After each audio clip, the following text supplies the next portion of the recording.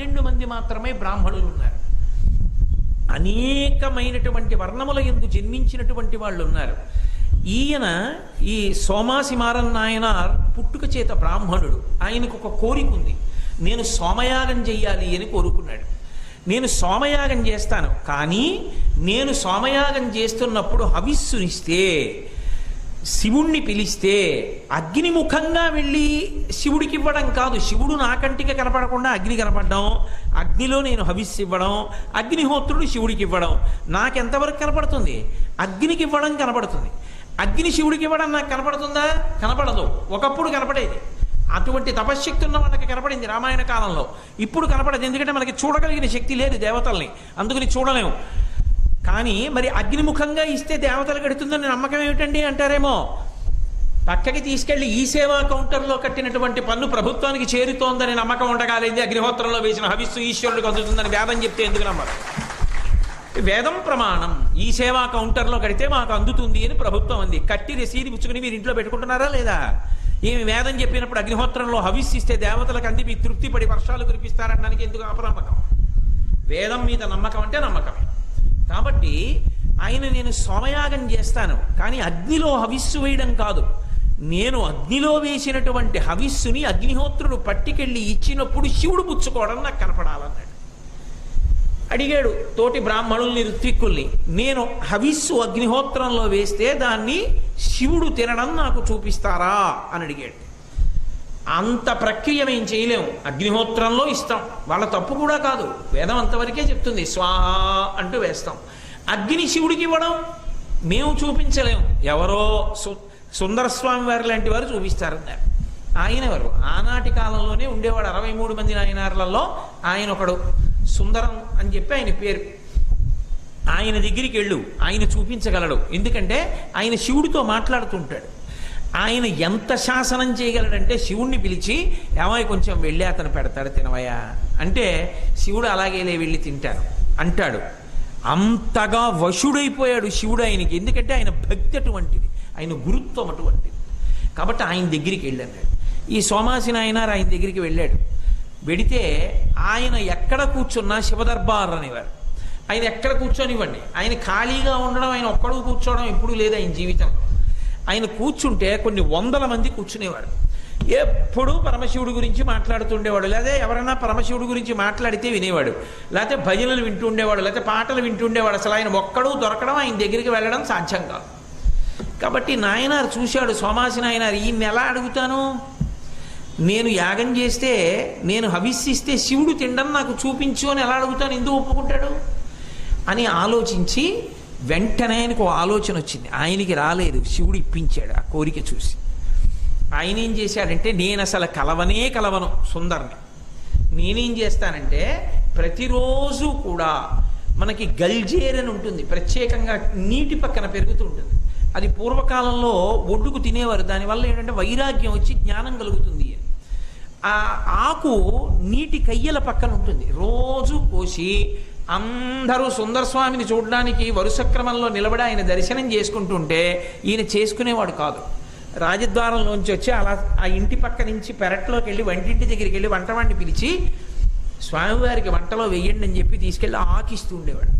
అబ్బో ఆ ఆకు తప్పకుండా తింటాడు ఆయన. భక్తి ప్రపత్తులు ఉన్నవాళ్ళు ఆ కూర వేసినా పప్పు వేసినా తినాలి. అందుకని ఆయన అది వంట చేస్తుండేవాడు, వంట చేసి పెడుతుండేవాడు. రోజు చూసేవాడు ఆ సుందరస్వామి, కానీ ఎవరు తెచ్చారని అడిగేవాడు కాదు. ఎందుకని? భగవంతుడు పంపిస్తున్నాడు, ఆయన భక్తి ఆయనది, ఆయన తింటూ ఉన్నాడు. చాలా కాలం అయిపోయింది అలాగా. ఒకానొకప్పుడు ఈయన అనుకుంటున్నాడు, ఇన్నాళ్ళు అయిపోయింది, ఆకుకూర పట్టుకెడుతున్నాడు, ఇస్తున్నాడు, భోజనంలో చక్కగా తింటున్నాడు, కానీ ఆయన నాతో మాట్లాడు, నేను ఆయనతో మాట్లాడను, నా యాగం ఎప్పుడవుతుంది అనుకుని మనసులో అనుకున్నాడు. పోన్లే, యాగం మాట పక్కన పెట్టు, ఇంతటి మహాపురుషుడికి ప్రతిరోజు పట్టుకెళ్ళి నేను ఆ ఆకు కోరిస్తున్నాను, చాలు నా జన్మకి. ఆయన శరీరంలో సప్తధాతువులుగా మారుతోంది కాదు, చాలుగా నా జన్మకి, ఇంకంతకన్నా ఏం కావాలి? సప్తధాతువులుగా మారింది అంటే ఆయన భక్తికి, ఆయన మాట్లాడడానికి, ఆయన అనుష్ఠానానికి అది బలంగా మారుతోందిగా, చాలు నా జన్మకి, కాబట్టి ఇలాగే ఇస్తానని ఇస్తున్నాడు. మరి ఈయన కోరిక తీరేది ఎప్పుడు? సోమాసినాయనారు కోరిక చూశాడు పరమేశ్వరుడు. ఆయన జోక్యం చేసుకుంటే నోటితో మాట్లాడడం పరిస్థితిని తారుమారు చేస్తాడు. ఈయన ఎక్కడుంటున్నాడో సోమాసి నాయనార్ అక్కడికి సుందరస్వామి ఉన్న చోటికి మధ్యలో ప్రవహిస్తున్న నదికి వరదలు వచ్చేట్టు చేశాడు. ఈయన దాటి వెళ్ళలేడు. అందుకని ఆకుకూర పట్టుకెళ్ళలేక అయ్యో వరదలు వచ్చాయి, చేసుకుందాం అనుకున్న కొద్ది పుణ్యం కూడా పోయింది, ఇవ్వలేకపోయినా ఆకుకూరని ఊరుకున్నాడు. ప్రతిరోజు ఆ ఆకుకూర తినడం అలవాటు పడినటువంటి సుందర స్వామి వడ్డన చేసేటప్పుడు వరుసగా 4 రోజులు ఆకుకూర కనపడలేదు. ఏమి ఈ మధ్య నాకు ఈ కూర వేయట్లేదు అని భార్యని పిలిచి అడిగాడు. ఆ కూర ఎందుకు వడ్డించలేదని అడిగాడు. ఆయన సన్యాసిగాడుగా గృహస్థు అడగచ్చు, ఎందుకు వడ్డించలేదని అడిగాడు. భార్య అంది, ఏమో వంటవాడు చెప్పాడు, రోజు ఎవరో పాపం ఒక బ్రాహ్మణుడు పట్టుకొస్తాట, పట్టుకొచ్చి ఇచ్చి వెళ్ళిపోతాట, నా దగ్గరికి ఎప్పుడైనా వచ్చాడా అని అడిగాడు. ఏమో రాలేదు. నిన్ను కలిశాడా అని అడిగాడు. కలవలేదు. మరి ఎందుకు ఇస్తున్నాడు ఆకుకూర అంటే మీ మీద విపరీతమైన భక్తిట, ఇచ్చి వెళ్ళిపోతున్నాడు. ఓ మహానుభావుడు ఇంతకాలం నుంచి ఇస్తున్నాడా. ఒక్కొక్కసారి అది ఉన్నంతకాలం దాని విలువ తెలియదు, అది లేనప్పుడు విలువ తెలుస్తుంది. కిటికీ తెరిచుండి గాలేస్తోంది అనుకోండి, కిటికీ ఉందని గుర్తించాం. కిటికీ వేసేసారనుకోండి, అబ్బో ఉక్క పెడుతోంది కాస్త కిటికీ తలుపు తెరుద్దురు అని, ఈ కిటికీ ఉండబట్టి ఇంత సంతోషంగా కూర్చున్నానంటే. అలా ఆకుకూర లేకపోయేటప్పటికీ ఆయనకి జ్ఞాపకానికి వచ్చింది, అరే ఎవరు తెచ్చిచ్చారా బ్రాహ్మణుడు, ఇంతకాలం నుంచి తిన్నానే, తినడం వల్ల అది నా సప్తధాతువుల్లో చేరిందే, చేరడం వల్ల కనీస మర్యాద కదూ ఆయన అడిగితే నేను ఉపకారం చేయడం, ఈ మాట వస్తే నా దగ్గరికి తీసుకురండి అన్నాడు. ఇప్పుడు సోమాసి నాయనార్ కోరికని పరమేశ్వరుడు సుందరం స్వామిలో ప్రవేశించి తీర్చడానికి సిద్ధపడ్డాడు. ఏదో వరదలు ఎప్పుడు ఉంటాయేంటి, తగ్గిపోయి ఆయన మళ్ళీ అసలే నీటి కయ్యల పక్కన బాగా పెరుగుతుంది కాబట్టి బాగా ఎక్కువ దట్టంగా పట్టుకుని వెళ్ళాడు. గల్జేరాకు పట్టుకెళ్ళి వంటవాడికి ఇచ్చాడు. ఆగు ఆగు ఆగు ఆగు, నువ్వు ఆకుకూరిచ్చి వెళ్ళిపోవడం కాదు, నిన్ను మా స్వామి చూడాలనుకుంటున్నారు. అయ్యో ఇంతకన్నా సంతోషమే ఉంది, గబగబా వెళ్ళాడు. ఏమయ్యా ఇంతకాలం నుంచి ఆకుకూర తెస్తున్నావు, నన్ను ఎప్పుడు కలవలేదు. అవునండి నిజమే తెస్తున్నాను. ఏమి ఎందుకు తెస్తున్నావు, మీ మీద భక్తితో తెస్తున్నాను, అంతేకాదు నాకొక్క కోరిక ఉందన్నాడు. కోరికుందని నువ్వు నన్ను అడిగితే తీర్చగలను అనుకోకు, నేను తీర్చగలిగినదైతే తీరుస్తానన్నాడు సుందరం స్వామి. ఎందుకని మహాభక్తులైన వాళ్ళు ఏదైనా చేసేస్తామండి అన్నారు వాళ్ళు. అలాగే పరమేశ్వరానుగ్రహం ఒకటి ఉంది, నేనెంతటి వాడిని అంటూ ఉంటారు. కాబట్టి నేను తీర్చగలిగినదైతే తీరుస్తానన్నాడు. ఏం కావాలి చెప్పన్నాడు. అందరిలో అడగను, ఒక్కరూ కూర్చుంటే అడుగుతాను. సరే రా, గదిలోకి వెళ్ళి కూర్చుని పిలిచాడు. ఆయన అన్నాడు, ఏమీ లేదు, మీరు చెయ్యగలిగినదే, మీరు చెయ్యనిది నేను అడగను. మీరు ఆయన తిరువారూరులో ఉండేవాడు. మీరు ప్రతిరోజు కూడా లోపల ఉన్నటువంటి త్యాగరాజస్వామితో మాట్లాడతారు. తిరువారూరులో ఉన్న పరమశివుడికి త్యాగరాజు అని పేరు. రోజు మాట్లాడతారు. మీరు రేపు మాట్లాడేటప్పుడు ఇదిగో ఆ సోమాసి నాయర్ యాగం చేస్తున్నాడు, సోమాసి నాయనార్ అతను యాగం చేస్తున్నప్పుడు అతను ఇచ్చిన హవిస్సుని చేత్తో పట్టుకోండి అని కొంచెం శివుడికి చెప్పండి, మీరు చెప్తే కాదండ. ఆయన కాసేపు ఆలోచించి అన్నాడు, చిన్న కోరికట్టామే, చాలా పెద్ద కోరికే కోరావు అని. సరేలే, నా సప్తధాతువుల్లో నువ్వు ఇచ్చిన ఆకుకూర చేరింది కదూ, ప్రయత్నిస్తాను. ఆయన అంటే కాదంటాడా పరమశివుడు. ఆయన నేను మీతో మీరు నాతో ఎలా మాట్లాడతారో అలా మాట్లాడేవాడు పరమశివుడితో. ఆ మరునాడు ప్రదోషం దాటాక త్యాగరాజస్వామి గుళ్ళోకి వెళ్ళి అంతరాలయంలోకి వెళ్ళాడు. పరమశివుడు ఎంతో సంతోషంగా ఆయన వంక చూశాడు. ఆయన్ని చూస్తే మురిసిపోయేవాడు శంకరుడు. ఏమి ఇలా వచ్చావు సుందరం స్వామి? ఏం లేదు, నాదో చిన్న కోరిక ఉందో, చిన్న పని చేసి పెట్టాలి మీరు అన్నాడు శివుడిని. ఏం పని చేసి పెట్టాలి ఏమిటన్నాడు. ఆయనకి తెలియక కాదు, సర్వజ్ఞుడు. తన భక్తుల యొక్క వైభవాన్ని చూసి మురిసిపోతూ ఉంటాడు, అందుకు భోళాశంకరుడు అయ్యాడు. ఏం పని చేసి పెట్టాలన్నాడు. ఏమీ లేదు, సోమాసి నాయనారు యాగం చేస్తాట, కొంచెం మీరు అగ్నికి ఇచ్చినటువంటి హవిస్సు అగ్ని మీ చేతిలో పెడుతూ ఉండగా పుచ్చుకుని తిందురు, కొంచెం ఒక్క ముద్ద ఆ సోమాసి నాయనారు చేతితో ఇచ్చింది కూడా చేత్తో పట్టుకుని ఒట్లో వేసుకుందరు అన్నాడు. అమ్మో, మరి చిన్న కోరిక అంటామే, అలాగే పుచ్చుకుంటాను, నువ్వు చెప్పిన మాట కాదనలేను సుందరం స్వామి, కాబట్టి అలాగే తింటానులే, కానీ ఒక్క నియమం అన్నాడు. ఏమిటి అన్నాడు. ఆయన నన్ను శివ అని పిలిచి స్వాహా అని హవిస్సు ఇచ్చినప్పుడు నేను శివస్వరూపంతో పుచ్చుకోను, నా ఇష్టం వచ్చిన రూపంతో పెడతాను, గుర్తుపట్టి ఇవ్వడం ఆయన పూచి, అలా అయితే వెళ్తాను. చిన్న పరీక్ష ఉండద్దు మరి అంటే సుందరం స్వామి అన్నారు, ఇంక నేను అలా కూడా వద్దని ఎక్కడ చెప్పను, ఆ భక్తి ఆయనకు ఉండాలి అనుకుని అలాగే వెళ్ళండి అని బయటికి వచ్చి చాలా తేలికగా ఇంటికి నడిచి వెళ్ళిపోతూ చెప్పాను, అలాగే వస్తానన్నాడు శివుడు, పుచ్చుకుంటే అట్లే పో అన్నాడు. అన్నాడు కానీ ఏదో రూపంలో వస్తాట అని అనలేదు. ఎందుకు అనలేదో తెలుసా? ఆయన ధైర్యం ఏమిటంటే నిజంగా గుర్తుపట్టకపోయినా గుర్తుపట్టేట్టు చేస్తాడు. నాకు ఇచ్చిన మాట వాడు గుర్తుపట్టలేదు, నేను గుచ్చుకోలేదంటాడా నా దగ్గర? అదే ఆయన ధైర్యం. అంటే ఒక గురువుకి భగవంతుడితో ఎంత స్వాతంత్ర్యం ఉంటుందో చూడండి. కాబట్టి మొదలుపెట్టు యాగం అన్నాడు. ఆయన వెళ్ళాడు, ఋత్విక్కుల్ని తెచ్చుకున్నాడు, యాగం మొదలుపెట్టాడు. ఓ రోజున యాగం జరుగుతుండగా హవిస్సిస్తున్నారు. ఇస్తుంటే ఒక చండాల రూపంలో ఉన్న ఒక వ్యక్తి 4 కుక్కల్ని వెంట పెట్టుకుని అలాగే కళ్ళు తాగినటువంటి వాళ్ళతో కలిసి పెద్ద గుంపుగా వస్తున్నాడు. పక్కన ఒక ఆవిడ కళ్ళుకుండ తల మీద పెట్టుకుంది, అందులోంచి పుల్లటి వాసన వస్తోంది. మధ్య మధ్యలో ఈ వ్యక్తి ఓ పాత్రతో ఆ కుండలో ఉన్న కళ్ళు తీసుకుని తాగుతున్నాడు. తాగుతూ వికటాట్టహాసం చేస్తూ ఆ యాగశాలలోకి వెళ్ళాడు. వెళ్ళగానే అక్కడ ఉన్న బ్రాహ్మణులందరూ కూడా అయ్యయ్యయ్యయ్యో కళ్ళుకుండతో తప్ప తాగిన వాళ్ళు యాగశాలలోకి వచ్చేశారు, మనందరం ప్రాయశ్చిత్తం చేసుకోవాలని ఇటువంటి చోట చేశాం, అయ్యో మనకి ఎంత ప్రతిష్ఠ వచ్చేసిందని చెప్పి వాళ్ళు మంత్రభాగం వదిలిపెట్టేసి సృక్కులు సృవాలు కింద పడేసి బయటికి పారిపోయారు. ఒక్క నాయనారు మాత్రం, సోమాసి నాయనారు మాత్రం, సుందరం స్వామి యొక్క నమ్మకం ఎక్కడికి పోతుంది? పరమశివుడే ఈ రూపంతో వచ్చాడు, లేకపోతే యాగశాలలోకి ఇంతమంది వస్తారా? రాలేరు, భగవంతుడే ఆపగలడనుకుని గబగబా లేచి వెళ్ళి ఆ హవిష్యం ఉన్నటువంటి పాత్ర తీసుకెళ్ళి పాత్రలో ఉన్న హవిస్సు అతని చేతిలో పెట్టాడు. పెట్టగానే పరమశివుడు 2 చేతులతో హవిష్యాన్ని పట్టుకుని వృషభవాహనారూఢుడై పరమశివుడిగా సాక్షాత్కరించాడు. పార్వతీదేవి సాక్షాత్కరించి, ఇదేగా నీ కోరిక, మొట్టమొదటిసారి ప్రమాణానికి వ్యతిరేకంగా అగ్నిముఖంగా కాని హవిస్సుని నీ కొరకు తింటున్నాను. ఎందుకో తెలుసా? సుందరం స్వామికి మాట ఇచ్చా తింటానని, అందుకు తింటున్నానని నోటితో తిన్నాడు. అగ్నిముఖంగా రాని హవిస్సుని, అది వేద ప్రమాణానికే విరుద్ధం. అలా తిన్నాడు. తింటే ఈయన అరిచాడు లోపల నుంచి, సోమాసి నాయనారు, బ్రాహ్మణులారా రండి రండి, పరమశివుడు వచ్చాడు, దర్శనం చేసుకోండి దర్శనం చేసుకోండి అని. వాళ్ళు అన్నారు, నీకే బుద్ధిహీనుడా, పరమశివుడు ఎందుకు వస్తాడు, మేము రాం రాం అన్నారు. ఈయన నోరు కొట్టుకుని పిలిచాడు. వాళ్ళందరూ పరిగెత్తుకుంటూ వచ్చారు. వస్తే పరమశివుడు అన్నాడు, ఉరే మీకు భక్తి లేదు, ఒక మహానుభావుడు పిలిచి చెప్పినా రాలేదు, అపనమ్మకంతో వచ్చారు ఇప్పుడు కూడా, కాబట్టి మీ బ్రాహ్మణ్యము నశించిపోయింది, ఇక మీకు యజ్ఞం చేసే అధికారం తీసేస్తున్నాను. ఎవరెవరు భయపడి బయటికి పోయారో, పిలిచినా రాలేదో వారికి బ్రాహ్మణులు కారు. అప్పుడు వాళ్ళు కాళ్ళ మీద పడి ఏడిచారు, మీ దర్శనం అయిన తర్వాత మాకు ఇటువంటి శాపమా అని. సరే మిమ్మల్ని అనుగ్రహిస్తున్నాను, యాగశాల ప్రవేశం చేసినప్పుడు మీకు బ్రాహ్మణ్యం ఉంటుంది, యాగశాల విడిచిపెట్టగానే అబ్రాహ్మణులు అవుతారన్నాడు.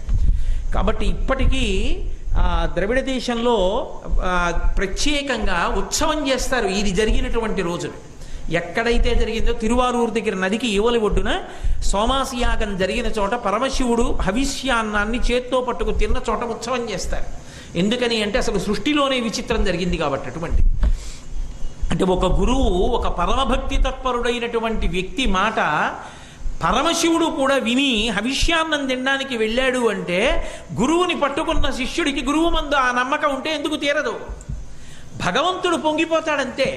కాబట్టి గురువు పరమేశ్వరుడు రావడం కాదు గురువుగా, గురువు పరమేశ్వరుణ్ణి తీసుకొచ్చి శిష్యుడికి అందివ్వగలడు. అందుకే రుక్మిణీదేవి జలజాతిక్షణు తోడి తెచ్చితివి నా సందేశముని చెప్పి నను నిలువం పెట్టితివి, నీ కృపన్ బ్రతికితిన్ నీకన్న పుణ్యాత్మకుల్ కలరే, దీనికి నీకున్ ప్రత్యుపకృతిని చేయంగా నేనేరా, అంజలి ఘటించదభుసురాన్వయమణి సద్బంధు చింతామణి అంటుంది. అటువంటి పరమేశ్వరుడే గురుస్వరూపంతో వస్తూ ఉంటాడు. అలా గురుస్వరూపంతో వచ్చినటువంటి మహాపురుషులలో మొట్టమొదట గణించవలసిన వారెవరు అంటే వేదవ్యాస భగవానుడు. వ్యాస భగవానుడుగా వచ్చింది ఎవరు అంటే సాక్షాత్తు శ్రీమన్నారాయణుడే వచ్చాడు. అందుకే వ్యాసాయ విష్ణు రూపాయ వ్యాస రూపాయ విష్ణవే, ఆ వ్యాసుడే విష్ణు రూపంలో ఉంటాడు, విష్ణువు వ్యాస రూపంలో ఉంటాడు. అంటే వ్యాసుడికి విష్ణువుకి అభేదం, ఇద్దరూ ఒక్కరే అయి ఉంటారు.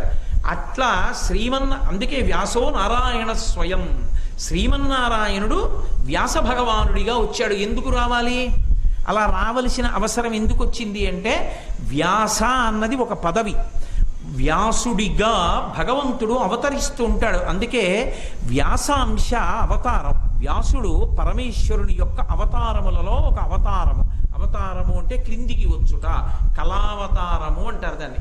కళావతారము అన్న మాటకు అర్థం ఏమిటంటే, లోకంలో ధర్మాన్ని ఎలా పట్టుకోవాలో, ఎలా ఆచరించాలో, భగవంతుణ్ణి చేరుకునేటటువంటి మార్గములు ఏమిటో, అందులో ఎలా ప్రయాణం చెయ్యాలో లోకానికి బోధ చేసి లోకంలో ఉన్న జనుల్ని పరమేశ్వరుడి దగ్గరికి చేర్చడానికి భగవంతుడే ఒక గురువు రూపంలో భూమి మీదకి దిగొస్తే కళావతారం అంటారు.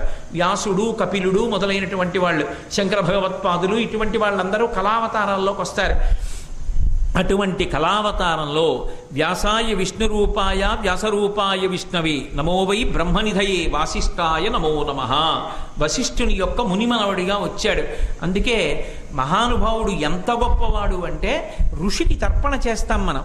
ఋషికి తర్పణ చేసేటప్పుడు మొట్టమొదట ఎవరి పేరు చెప్పి తర్పణ చేస్తామంటే వేదవ్యాసుడి యొక్క పేరు చెప్పి మాత్రమే తర్పణ చేస్తాం తప్ప, వ్యాసుడి కన్నా ముందు తర్పణలో వేరొక ఋషిని పిలవరు. ఒక్క వ్యాసుణ్ణే పిలుస్తారు.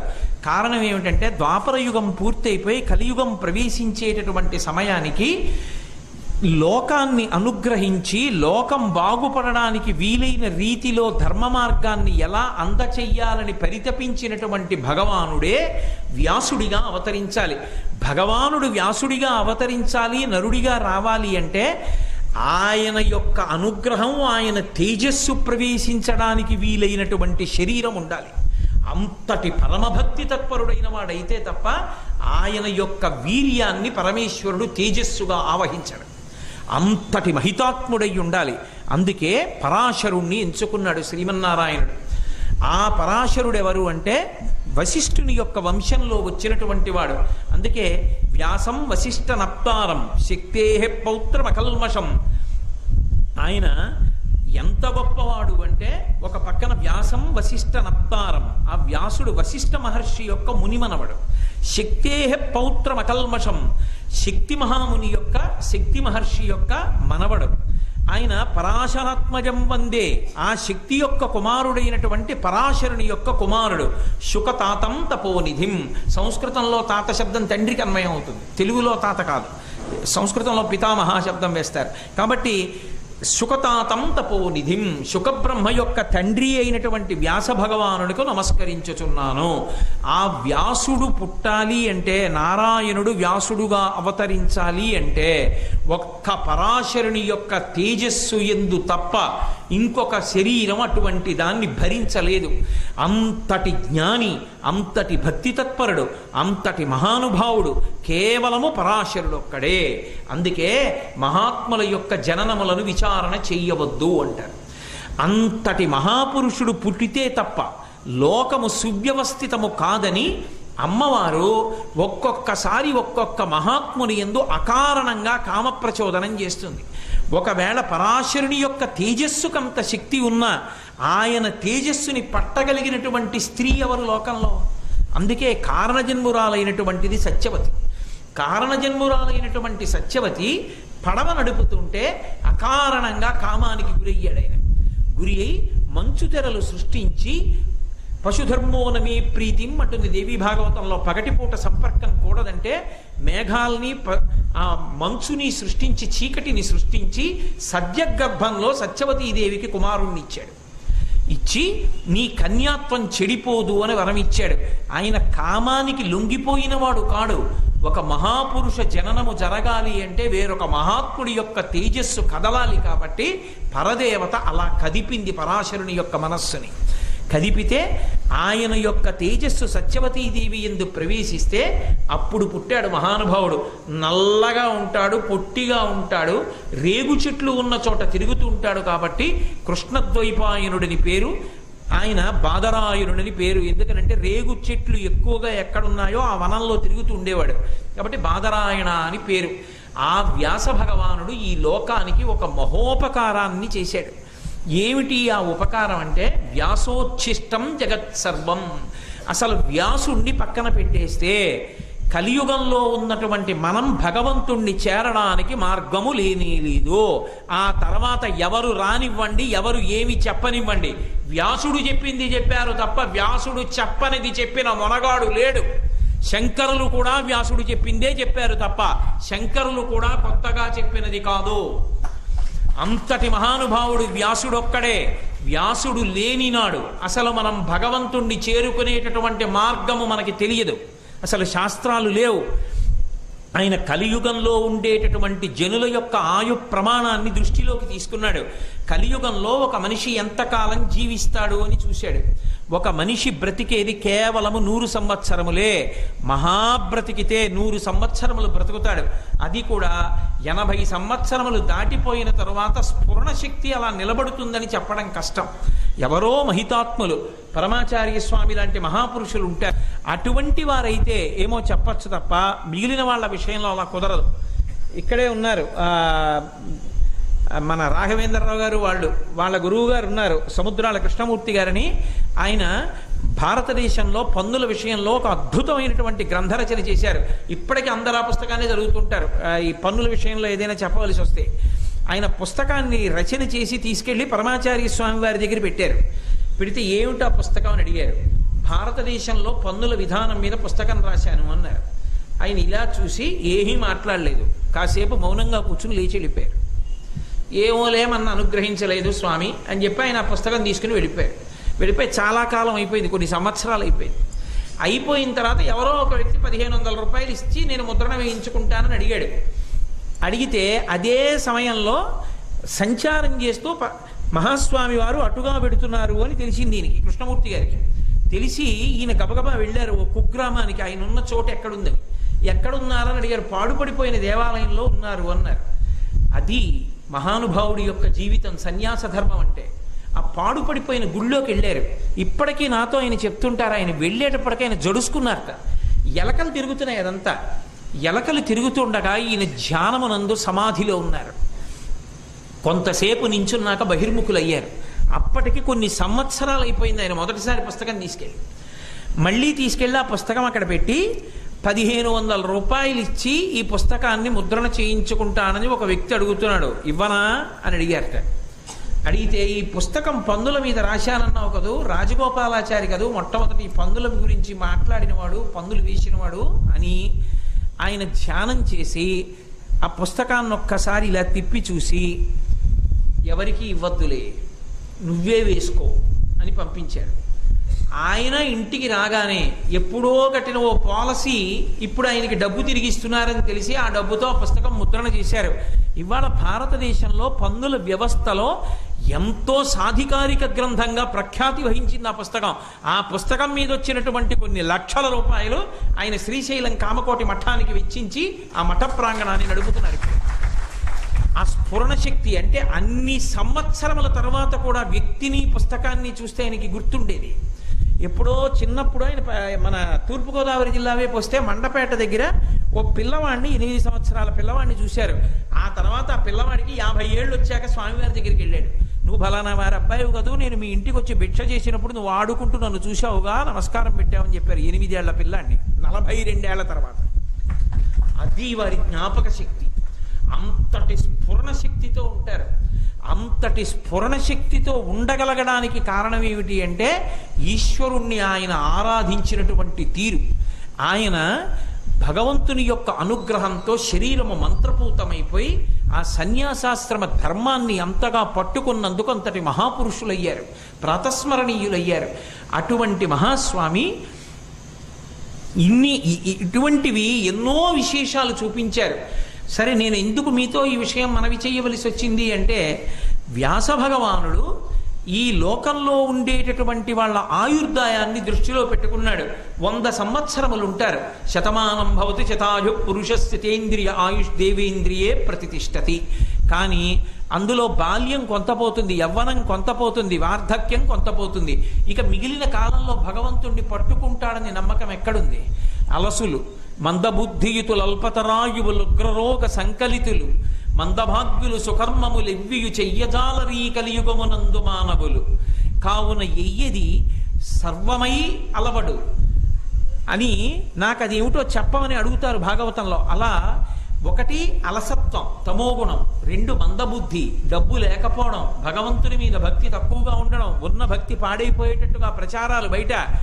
ఇలాంటి రోజులలో భగవంతుడి గురించి ఆలోచించి వేదాన్నంతటినీ చదవగలిగిన వాడు ఎవరుంటాడు? ఉండడో.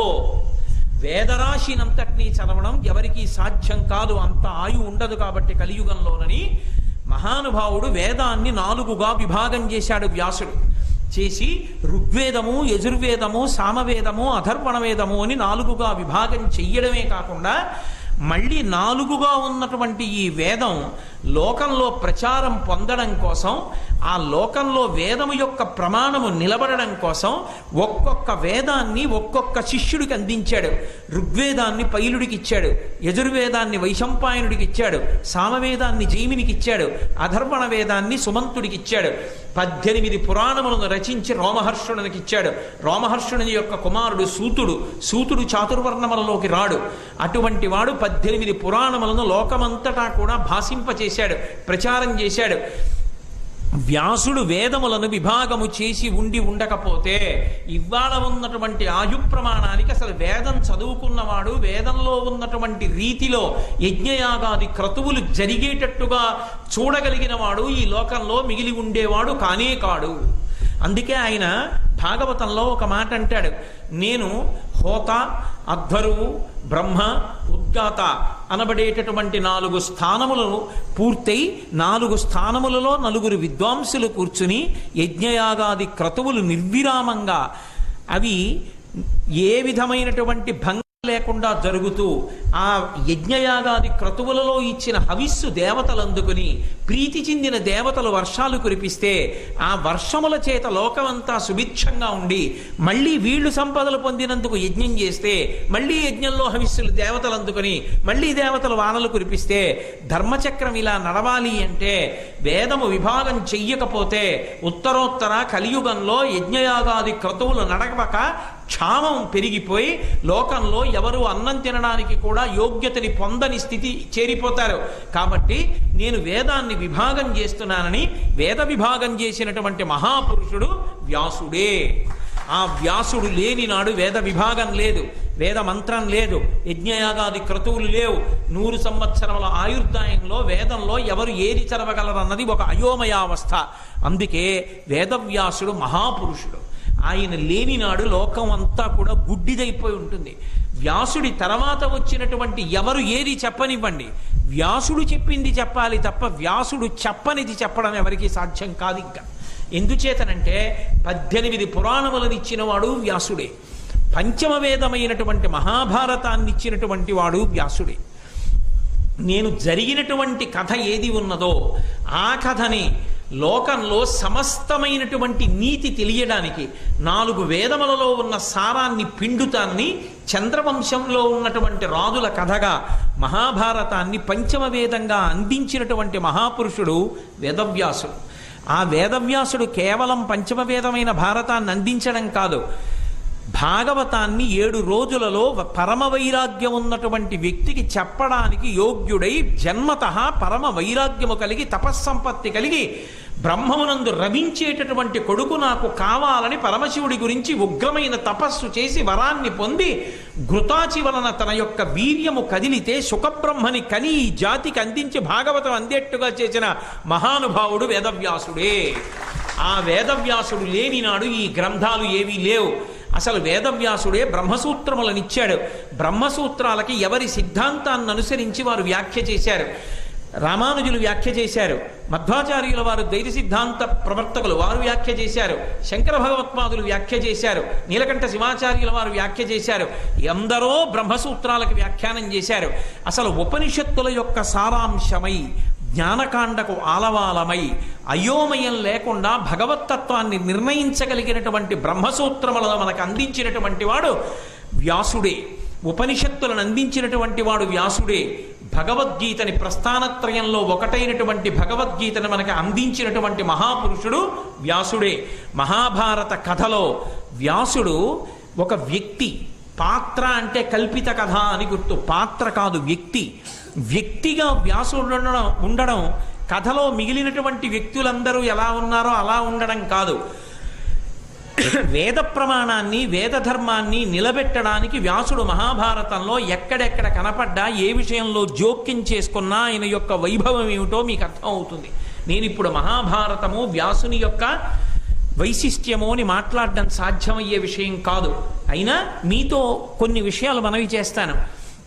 పూర్వం దేవరన్యాయం అని ఉండేది. ఆ దేవరన్యాయంలో సంతానాన్ని పొందకుండానే భర్త మరణిస్తే ఆ భర్తకి అన్నగారి వరస అయినటువంటి వారి వలన లేదా మహాతపస్సులైనటువంటి వారి వలన సంతానాన్ని కంటే అది ధర్మబద్ధమై ఉండేది. అది కలియుగంలో లేదా ఆచారం, అది ద్వాపర యుగం వరకు ఉంది. అందులో ఒకానొకనాడు చిత్రాంగదుడు విచిత్ర వీర్యుల్లో విచిత్ర వీర్యుడు చిత్రాంగదుడు ఇద్దరికీ కూడా భీష్మాచార్యుల వారు కన్యల్ని తీసుకొచ్చి వివాహం చేస్తే ఆ విచిత్ర వీర్యుడు మరణిస్తే చిత్రాంగదుడు గంధర్వుడితో యుద్ధం చేసి చనిపోతే అంబిక అంబాలిక ఇద్దరికీ కూడా బిడ్డలు లేకపోతే కురువంశానికి వారసుడు లేక వంశం ఆగిపోయింది. ఆగిపోతే రాజు లేకపోతే ధార్మికమైన పరిపాలన ఉండదని సత్యవతీదేవి పిలిచింది వ్యాసాచార్యుల వారిని పిలిచి, నువ్వు అంబిక అంబాలికల వలన సంతానాన్ని ఇయ్యి అని అడిగింది. అమ్మ మాటకి ఎంత గౌరవం ఇచ్చారంటే అమ్మ తలుచుకుంటే చాలు ప్రత్యక్షం అయ్యేవాడు. వ్యాసుడు గురించి చదువుకుంటే తల్లిని ఎలా గౌరవించాలి అన్నది అర్థమవుతుంది. వ్యాస భగవానుడు సత్యవతీదేవి స్మరించగానే వెళ్ళడం కాదు, అంబిక అంబాలికలకి పుత్ర సంతానాన్ని అనుగ్రహించాడు. అయితే ఒక అనుమానం వస్తుంది, మరి పెద్దవాడు ధృతరాష్ట్రుడు కళ్ళు లేకుండా ఎందుకు పుట్టాడండి అని. దానికి కారణం వ్యాసుడు కాదు, వ్యాసుణ్ణి సంతానం కటాక్షించమని అడిగింది తల్లి సత్యవతీదేవి. కానీ తన కోడళ్ళని పిలిచి చెప్పినప్పుడు, ఇవాళ రాత్రి మీతో ఒక యోగ్యుడైనటువంటి వ్యక్తి సంగమిస్తాడు, ఆ కారణం చేత వంశం నిలబడాలి అని చెప్పింది. వాళ్ళు ఏమనుకున్నారంటే భీష్ముడు కానీ సోమదత్తుడు కానీ అనుకున్నారు. అనుకుని మనసులో భీష్మ సోమదత్తుల్ని ఊహించుకుంది అంబిక. వెళ్ళినవాడు వ్యాసుడు. జటాధారి అయి అపారమైనటువంటి తేజోమూర్తి అయిన వ్యాసుడిని చూసి మనసులో భీష్మ సోమదత్తులు ఉన్నారు కాబట్టి ఆమె ఆయన తేజస్సు తట్టుకోలేక కళ్ళు మూసుకుంది. దంపతుల ఒండురల మనస్సు ఉత్సాహంతో కలవపోతే సంతానం తేజో విహీనమవుతుంది. అందుకే కళ్ళు లేని ధృతరాష్ట్రుడు పుట్టాడు. లోకానికి అంతర్లీనంగా దంపతుల మధ్య ఇద్దరి మధ్య ఎంత ఉత్సాహంగా మనసులు ఏకీకృతము కావాలో సంతానోత్పత్తి యందు వ్యాసుడు నిరూపించి చూపించాడు. తల్లి మాట ప్రకారం వంశాన్ని నిలబెట్టాడు. తల్లి మనశ్శాంతిని ఎంత జాగ్రత్తగా లెక్కలోకి పెట్టుకున్నాడో వ్యాసుడు. వ్యాసుడి జీవితాన్ని పరిశీలిస్తే తల్లిదండ్రుల మనశ్శాంతిని బిడ్డలు ఎంత జాగ్రత్తగా చూడాలో అర్థమవుతుంది. పాండురాజు చచ్చిపోయినప్పుడు సత్యవతీదేవి ఏడుస్తోంది. ఏడుస్తుంటే వచ్చి వ్యాసుడు ఒక్కటే మాట అన్నాడు, అమ్మా ఇప్పుడు ఏడుస్తున్నావు, ఇంకా నువ్వు ఇక్కడుంటే రాబో కాలంలో గుండెలు బాదుకుని ఏడుస్తావు. ధర్మరాజుతో వెళ్ళిపోయిందమ్మా వైభవం, ఇక రాబోయే కాలం అంతా రాజ్యం కోసం కొట్టుకోవడమే. అన్నదమ్ములు కొట్టుకుని ఒకరు పీక ఒకరు కోసుకుంటారు. నా మాట విను అమ్మా, నువ్వు ఇక్కడ ఉండవద్దని అంబిక అంబాలికలతో కలిపి సత్యవతీదేవిని తపోవనానికి పంపించి అక్కడ తపస్సు చేయించి ఉగ్రమైన తపస్సు చేత ఆమె యోగాగ్ని యందు శరీరాన్ని విడిచిపెట్టి ఉత్తమ లోకాలు పొందేటట్టుగా చేసిన మహానుభావుడు వ్యాసుడు. వ్యాసుడు ఎక్కడెక్కడ అవసరమో మహాభారతంలో ఎక్కడెక్కడ పీఠముడి పడిపోతుంటుందో అక్కడక్కడ వ్యాసుడు జోక్యం చేసుకుంటూ ఉంటాడు. ఏకచక్రపురం దగ్గరికి వెళ్ళవలసినటువంటి అవసరం పాండవులకు ఏర్పడి ఆ లక్క ఇంట్లో వాళ్ళని పెట్టి కాల్చేసిన తరువాత వాళ్ళు బయటికి వస్తే, మీరు ఏకచక్రపురం వెళ్ళండి, ఏకచక్రపురం వెళ్ళడం వల్ల మీ జీవితాలకి దారి దొరుకుతుందని ఈ లోకానికి ఒక గొప్ప ధర్మాన్ని ఒకదాన్ని నేర్పాడు వ్యాసుడు. మనకి 3 రుణాలు ఉంటాయి. మనం పితృరుణము, దేవరుణము, ఋషి రుణము అని 3 రుణాలు పుట్టుకతో ఉంటాయి. దేవరుణం దేనికి తీరుతుంది అంటే భగవతారాధన చేత. పితృరుణం దేనికి తీరుతుంది అంటే పెళ్లి చేసుకుని బిడ్డల్ని కనడం చేత. ఋషి రుణం దేనికి తీరుతుంది అంటే ఋషుల చేత రచింపబడినటువంటి వాంగ్మయాన్ని చదవడం చేత. 4వ రుణం ఒకటి ఉంటుంది, మనుష్య రుణము అని. సాటి మనుష్యులందరికీ మనం రుణపడి ఉంటాం. ఎందుకంటే ఎవ్వరూ కనపడలేదనుకోండి భయం వేస్తుంది. ఎవరో ఒకడో మనిషి కనపడ్డాడనుకోండి చాలు సంతోషంగా ఉంటుంది. మనుష్యులకు మనం రుణపడ్డాం. అది దేని చేత తీరుతుందంటే దయచేత తీరుతుంది. ఏకచక్రపురానికి పంపించి బకాసుర సంహారం చేయించి ఆ ఏకచక్రపురాన్ని మనుష్య జాతిని కాపాడి మహానుభావుడు వ్యాసుడు ఆ బిడ్డల్ని రక్షించాడు, మనుష్య జాతిని రక్షించాడు. వ్యాసుడు ఒక మనిషి ఎలా బ్రతకాలో నేర్పినటువంటి వాడు.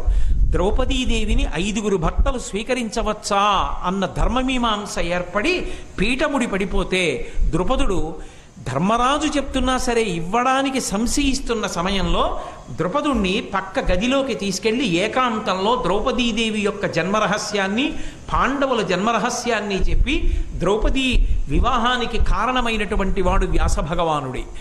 వ్యాసుడు ఎంతటి ద్రష్ట అంటే ఒకానొకప్పుడు కృష్ణార్జునుల మీదకే అశ్వత్థామ యుద్ధానికి వెళ్ళాడు. అశ్వత్థామ వేసినటువంటి అస్త్రాలన్నీ కూడా విఫలమైపోతే బాధపడుతూ తలదించుకుని వెళ్ళిపోతున్నాడు.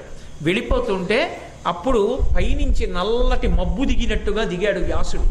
దిగితే వ్యాసుడిని అడిగాడు అశ్వత్థామ, నేను ఇన్ని అస్త్రాలు ప్రయోగించాను కృష్ణార్జునుల మీదకి, అవి ఎందుకు పని చేయలేదని. అశ్వత్థామకి అహంకారం, ఎందుకంటే ఆయన శివభక్తుడు. నేను ఇంత శివభక్తుడిని కదా, నేను వేసిన అస్త్రాలు కృష్ణార్జునుల్ని ఎందుకు బాధించలేదని అడిగాడు. అడిగితే అప్పుడు మహానుభావుడు వ్యాసుడు ఒక ధర్మ సూక్ష్మాన్ని చెప్పాడు.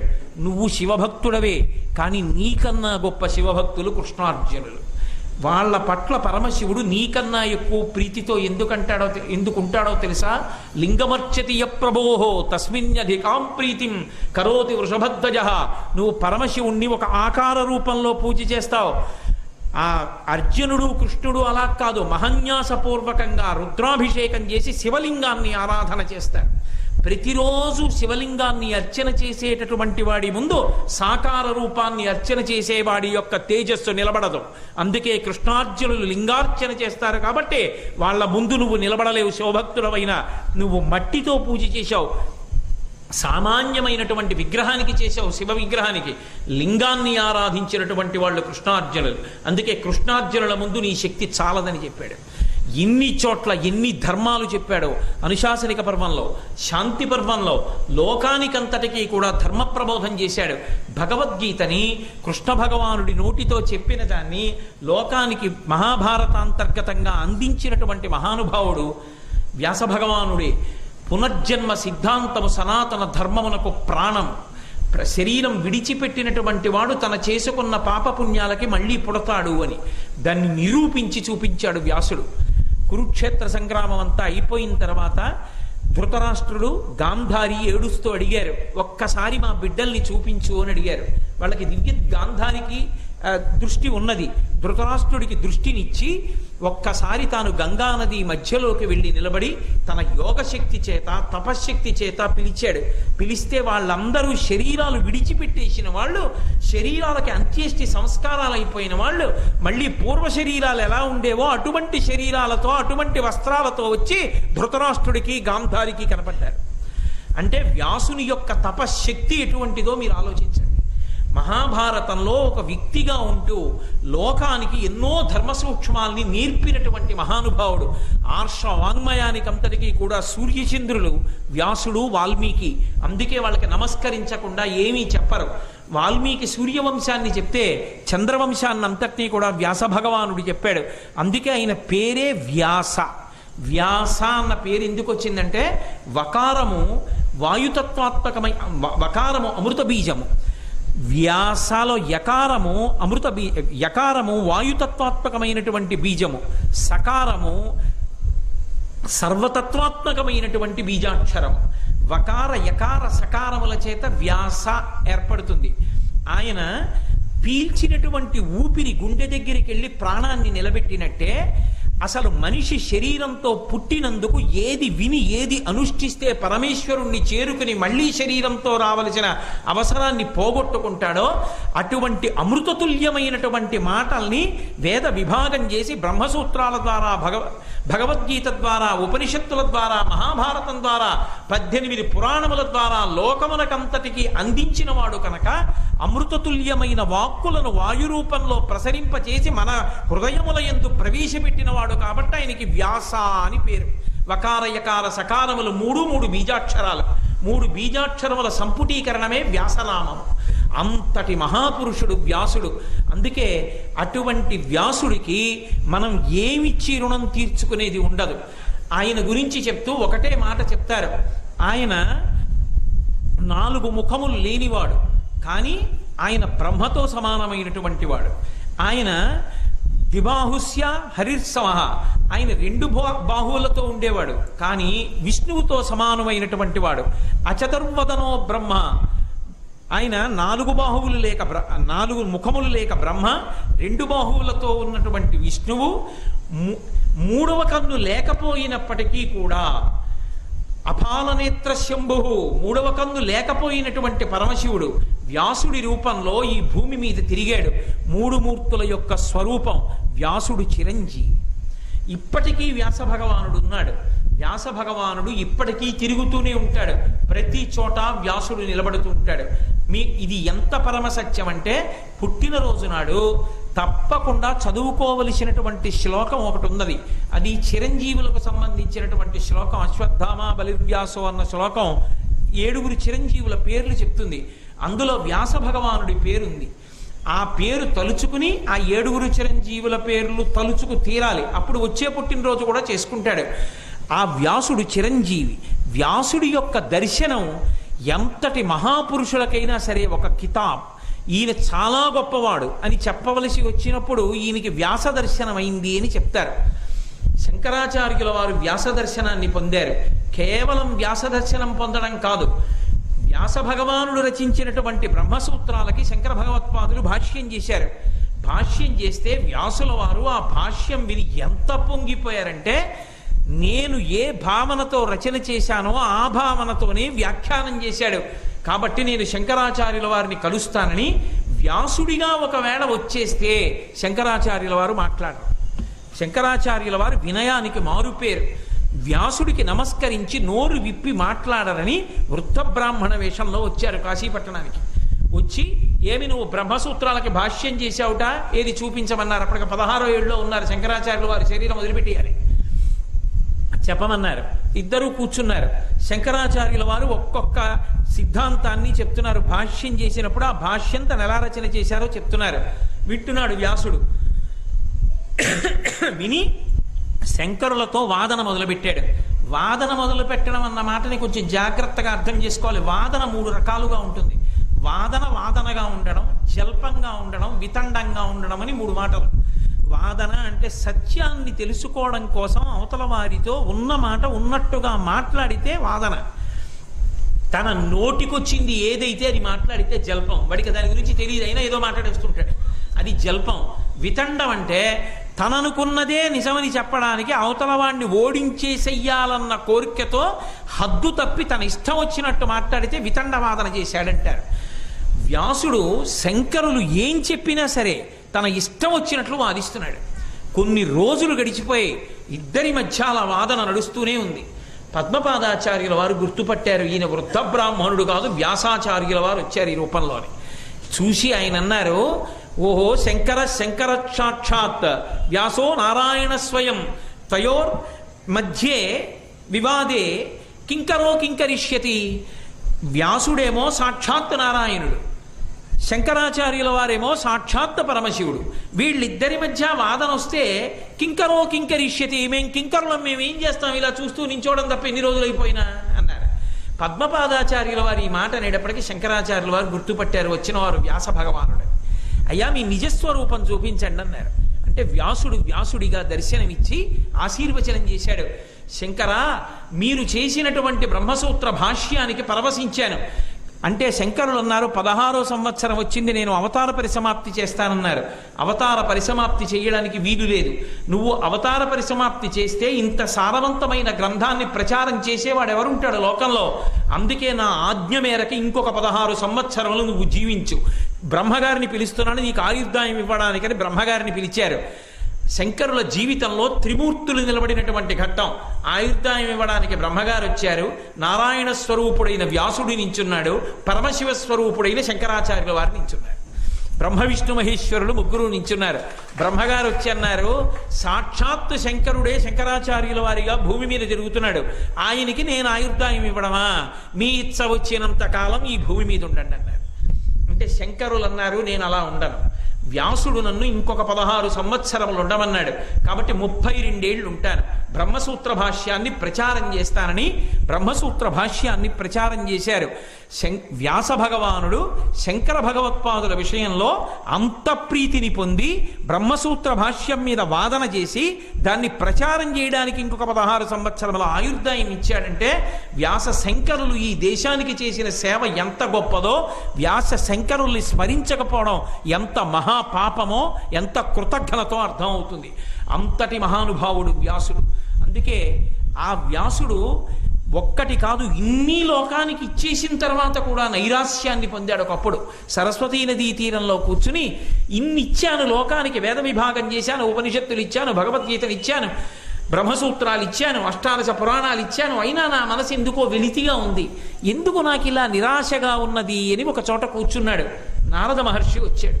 వచ్చి పిలుస్తూనే అద్భుతమైన మాటలతో పిలిచాడు. ధాతవు, భరతశ్రుతి విధాతవు, వేద పదార్థ జాత విజ్ఞాతవు, కామ ముఖ్య రిపుషట్క విజేతవు, వినీతుడవీవు చెలించి. ఏమిటయా వ్యాస, నువ్వే సామాన్యమైనటువంటి వాడివా?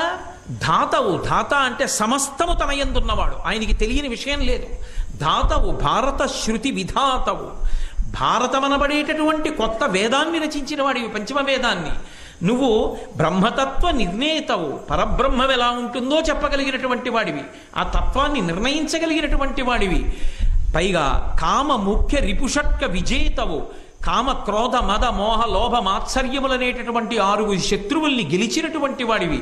యోగినేతవు, నువ్వు గొప్ప యోగాన్ని నేర్చుకున్నవాడివి, యోగివి. అటువంటి వాడివి చల్లరే కాతుర కైవడిన్ భగవ కారణమేమి పరాశరత్మజ. ఏమిటి సామాన్యుళ్ళ ఇలా ఏడుస్తున్నావు, ఏమిటి ఎందుకు ఇలా బాధపడుతున్నావు, ఎందుకు నీ మనసు చిన్నబుచ్చుకుందని అడిగాడు. ఏమో నాకు అర్థం కావట్లేదు, ఇన్ని విషయాలు ఇచ్చాను లోకానికి, అయినా నాకెందుకో మనసు చిన్నబుచ్చుకుందన్నాడు మహానుభావుడు. ఎంత లోకోపకార బుద్ధియో అంటే. అప్పుడు నారదుడు అన్నాడు, నువ్వు అన్నీ చేశావు, కానీ భగవంతుని యొక్క కథలు, శ్రీమన్నారాయణుని యొక్క కథలు లోకానికి ప్రచారం చేసి ఆ భక్తితో ఆ కథలు వింటుండగా మనసు పరవశించిపోయి భక్తి కుదురుకోవడానికి కేవలము భక్తి సంబంధమైన గ్రంథాన్ని రచన చెయ్యలేదు. కాబట్టి హరినామస్తుతి చేయు కావ్యము సువర్ణాంభోజి హంసావళీ సురుచిభ్రాజితమై మానస సరస్ఫూర్తిన్ వెలుంగొందు శ్రీ హరినామస్తుతి లేని కావ్యము విచిత్రార్థాన్వితంబయ్యు శ్రీకరమయ్యుండదయోగ్య దుర్మదనత్కాకోల కర్తాకృతిన్. ఎన్ని గ్రంథములను రచన చేసినప్పటికీ శ్రీహరి నామములను, శ్రీహరి యొక్క కథలను, పరమ భక్తిని వర్ణించినటువంటి గ్రంథాలు ఏ స్థాయికి వెళ్ళిపోతాయంటే, ఆ విష్ణునామాన్ని పేర్కొనకపోతే, విష్ణు భక్తిని ప్రచారం చెయ్యలేకపోతే దాని వలన అవి పిండం పెట్టే రేవులైపోతాయి. మానస సరోవరంతో సమానమవుతుంది విష్ణుభక్తి.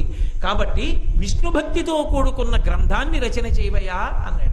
అంటే మహానుభావుడు నారదుడు చెప్పేటప్పుడు, ఏ విష్ణువు కేవలము అపశబ్దంబుల కూడియున్ హరి కథాలాపనంబుల్, అవి సరిగ్గా పలుకుతున్నాడా పలకట్లేదా అన్నదానితో కూడా సంబంధం లేదు. హరికథలు ఒకడికొకడు చెప్పుకునేటప్పుడు సరిగా చెప్పుకోకపోయినా సరే, ఆ కథలు చెప్పుకుంటూ స్మరిస్తూ జపములు చేయుచు వినులన్ వినుచు అశ్రాంతంబు వాకృచ్చుచున్ తపసుల్ సాధులు ధన్యులవుదురు కదా. తత్వజ్ఞ చింతింపుమా. ఆ విష్ణు కథలు అలా చెప్పుకుంటారే, ఆ కథలతో కూడిన గ్రంథాన్ని నువ్వు రచన చెయ్యొద్దు, భగవంతుని యొక్క అవతారాలు వర్ణించద్దు, అందుకని అటువంటి గ్రంథాన్ని రచన చెయ్యి అన్నాడు. అంటే అప్పుడు లోకానికి అంతటికీ కూడా అందించడానికి భక్తి సారంతో కూడుకున్నటువంటి భాగవత గ్రంథాన్ని రచించి 18 స్కందములతో రచించి 12 స్కందములతో రచించి మనకందరికీ కూడా అందించినటువంటి మహానుభావుడు వ్యాస భగవానుడు. ఆ వ్యాస భగవానుడు లేనినాడు అసలు వాంగ్మయం కాదు, మనుష్య జన్మ చీకటి. అటువంటి వాడు, అంతటి మహానుభావుడైనటువంటి వ్యాసుణ్ణి స్మరించాలి, స్మరించి నమస్కరించాలి, వ్యాసుణ్ణి పిలిచి పూజ చెయ్యాలి. వ్యాసుణ్ణి పిలిచి పూజ చెయ్యండి అని ఇంకొక తిథి నిర్ణయం చేస్తే, మా అబ్బాయి ఉపనయనం ఉందండి, మా తమ్ముడి పెళ్ళి ఉందండి అని వెళ్ళిపోతారని ఎవరూ ఏ శుభకార్యాలు చేసుకోనటువంటి ఆషాఢమాసంలో శుక్లపక్ష పౌర్ణమిని వ్యాస పౌర్ణమిగా నిర్ణయించారు. ఆ రోజున పూజ చేయవలసినది వ్యాసుడొక్కడినే. వ్యాసుడికే పూజ, వ్యాసుడికే గౌరవం. ఆ రోజున వ్యాసపంచకం వేసి శంకర భగవత్పాదుల యొక్క శిష్యుల్ని నిమ్మకాయల్లోకి ఆవాహన చేసి మంటపంలోకి పిలుస్తారు. పిలిచి వాళ్ళందరికీ కూడా పూజ చేసి ఆ తత్ప్రసాదాన్ని అందరికీ అందిస్తారు.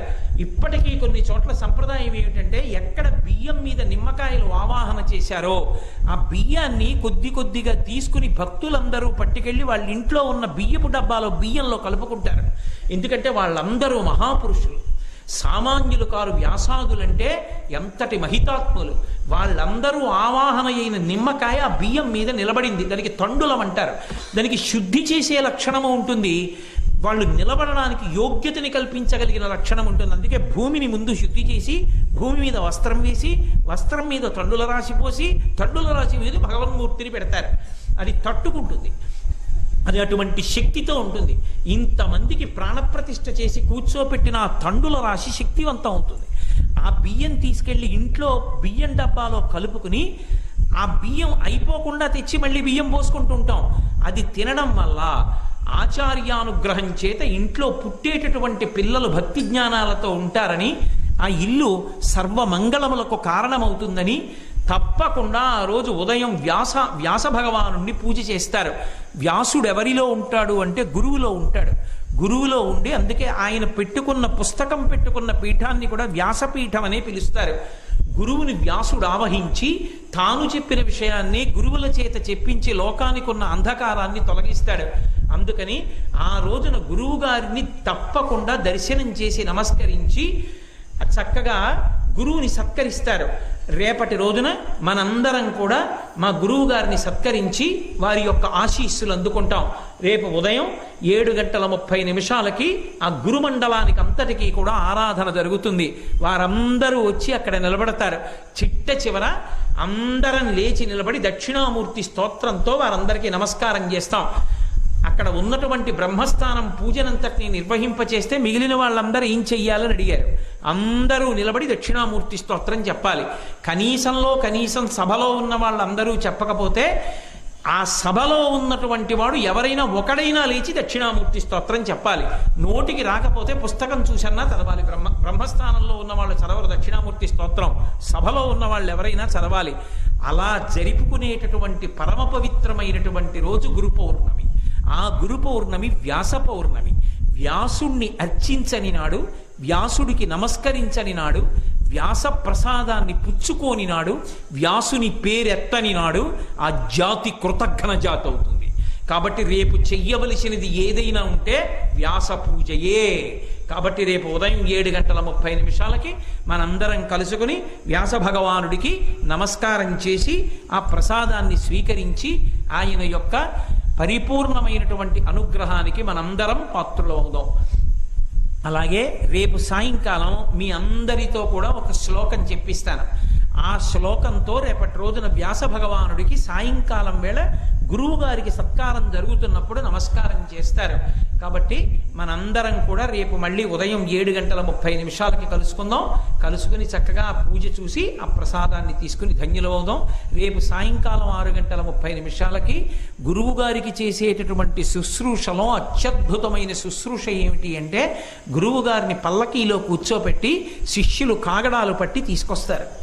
అది మహోత్కృష్టమైన సేవ, గురువు యొక్క పల్లకి మోయడం. అందుకే రేపు మా గురువుగారిని అక్కడి నుంచి రాజద్వారం దగ్గర నుంచి కూడా పల్లకీలో కూర్చోపెట్టి ఆ పల్లకి నేను మోస్తాను. నేనేం గొప్పవాణ్ణి కాదు, శరీరం ఉన్నందుకు గురుసేవ చేయవలసిందే. కాబట్టి పల్లకీ పట్టి అందరం కాగడాల వెలుతురులో గురువు గారిని ఇక్కడికి తీసుకొచ్చి స్వామి దర్శనం అయిన తరువాత చక్కగా ఈ వేదిక మీద కూర్చోపెట్టి గురువు గారికి అర్చన చేసి మనందరం కూడా గురువుగారి యొక్క అనుగ్రహ భాషణాన్ని విని వారి ఆశీస్సుల్ని పొందుదాం. కాబట్టి రేపటి రోజున చక్కగా ఈ అవకాశాన్ని సద్వినియోగం చేసుకుని మీరు మీ కుటుంబ సభ్యులు కూడా గురుమండలం యొక్క అనుగ్రహానికి పాత్రులగుదురుగాక అని కోరుతూ మళ్ళీ రేపు ఉదయం 7:30 కలుసుకుందాం. మంగళాశాసనపరై పదాచార్య పురోగమై సర్వైశ్చ పూర్వైరాచార్యై సత్కృతాయాస్తు మంగళం. మంగళం కోసలేంద్రాయ మహనీయ గుణాత్మనే చక్రవర్తి తనూజాయ సర్వభౌమ.